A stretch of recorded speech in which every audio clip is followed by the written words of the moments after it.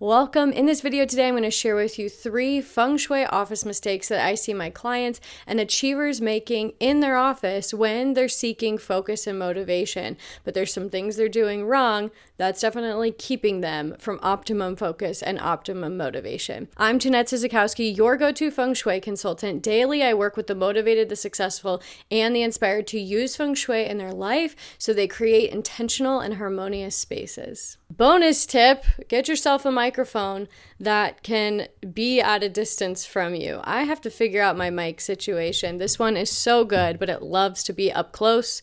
Hence why I'm holding it, because when I'm in this backdrop, when I'm in this setting, I can't put it down and leave my hands free. The sound just isn't as good, so we keep it up close. I'm going to be glancing down here. If you catch me glancing down here, it's because I'm down here looking at my notes that list out the 3 Feng Shui office mistakes achievers make when they're seeking more focus and motivation in their office. First, let's think about how you feel currently. Do you enjoy going into your office? Do you wake up in the morning and you look forward to making that cup of coffee or that cup of matcha and you're like, when I sit down, I will feel in the zone. I will feel good. I will feel uplifted. I will feel surrounded by my intentions. And so I'm excited to get to work. Or when you're at your desk, are you able to focus for a few hours? Do you consistently get distracted by your phone? You know, there's a little bit of it's your office and there's a little bit of maybe we all just have a bad habit of quickly picking up the phone.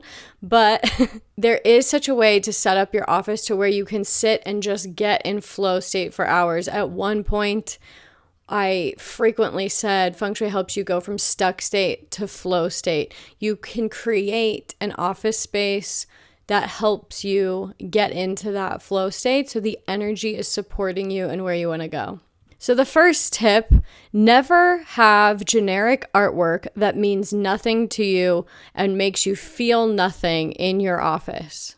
When you sit at your desk, what do you see and what does it make you feel? So when you're sitting at your desk and you're checking out what's on the table, what's on the desk, what's around you, how does that make you, what does that stuff make you feel?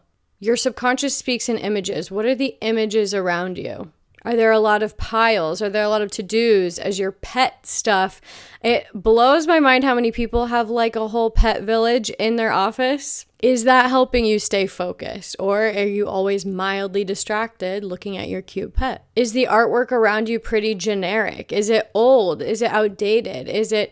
Are there a lot of family pictures? And so you're thinking about family vacations and you're not like in work, boss mode, focus mode. Your subconscious speaks in images. So it's super important to, if what you want is to advance, to be focused, to be motivated so that you advance in your career, that the images are speaking positive things and supportive things, that the images are speaking aligned things to your subconscious. The second tip, never have too many busy or crazy patterns. These are distracting and often too much yang, which makes it very difficult to focus and be present. For some reason, when I was putting together these notes, Applebee's came to mind, like Applebee's or a Chili's or a 54th Street Grill, depending on where you live in the US. And if you don't live in the US, if you live outside of the States, just think of a restaurant that has, I wish I could think of one in Europe, but just think of one that has tons of memorabilia, tons of flashing lights, tons of blinking things and objects floating from the ceiling and all these shapes. And again, just pictures that bring up the past, bring up memories. The reason those restaurants are set up that way is because they want people to feel lively. They want people to reminisce. They want families to have stuff to talk about. They want families to go down their own memory lane, or they want to give people something to talk about if they don't have anything to talk about. Look at that strange piece of artwork. Look at that strange imagery. Oh, I wonder where that comes from. So the more you have going on, the busier the space going on, the brighter the colors going on, the more not focused and centered and like in the zone, in that flow state, the less you will be in that flow state, right? Because instead you're out and you're thinking and you're not here present. there are certain elements in Feng Shui that support more focus and motivation. So is your home set up in a balanced way, or do you have a lot, or your office, I should say, or do you have a lot of busy patterns, busy artwork? This is a little bit different because my Feng Shui needed water in this direction, hence the black, and then a little bit of wood is fine. And so to me, this is more, it's fitting for the situation. It's fitting for the backdrop. It applies to what I'm doing in this space. But in my actual office space, there aren't a ton of crazy bright colors. There's images that remind me of my purpose. There's images that remind me of where I want to go, why I'm doing, there's post-it notes reminding me why I'm doing what I'm doing. And it's pretty neutral colors so I can sit and focus. Whereas like if you had a bright red wall, or if you had a bright orange wall, really bright stuff, that's very invigorating, very yang, very doing. And so it's less harnessed energy. And to wrap up the Applebee's analogy, I mean, think about trying to work at Applebee's, right? There's a lot going on. You're kind of always glancing at your shoulder. You're kind of always like, what's that flashing light? Where is it? Where's that blinking sign? You're always half distracted. So check your own office space and what are the patterns going on? What are the colors going on? What's the level of busyness in the space? And then 3, never have a chair or a desk that is too small to actually get comfortable at, to actually sit and focus at. I know that desks can be pricey these days. Armchairs, the proper Feng Shui armchair, which is a tall, high back, 2 arms, solid. You want it to feel like a mountain is at your back. Picture a CEO in a movie. You never see them sitting at like a tiny chair. It's preposterous. Coming to mind is like in the movie Elf, which is a bit far-fetched of an example, but when he's an elf and he's obviously like 6'5" and he's sitting in one of those tiny elf chairs. Like if you're sitting in an unsupportive, really tiny chair, you're not going to feel strong. You're not going to feel like powerful. You're not going to feel comfortable and protected and in the zone.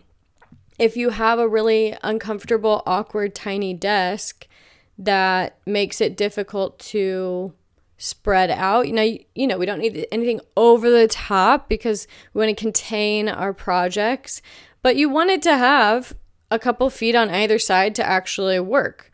And if you're crammed in a corner or crammed at a tiny desk, or it's just maybe you're using a vanity instead of an actual desk, so they're really shallow in depth and they're really narrow, it's very difficult to actually get in the zone and spread out and have your ideas and put your screens up and actually focus. So get a proper office chair, get a proper office desk that you can sit and spend time at, you feel focused at, you're not distracted, you're not rocking around. Like, oh my gosh, if your chair is broken or if your desk is broken and you have to work a certain way and you can't lean a certain way because then it'll tip over, that's your energy being drained. You're subconsciously, or maybe you don't think it's affecting you. You're like, it's fine, I'll get past it. Maybe you don't think it's affecting you as much as you think.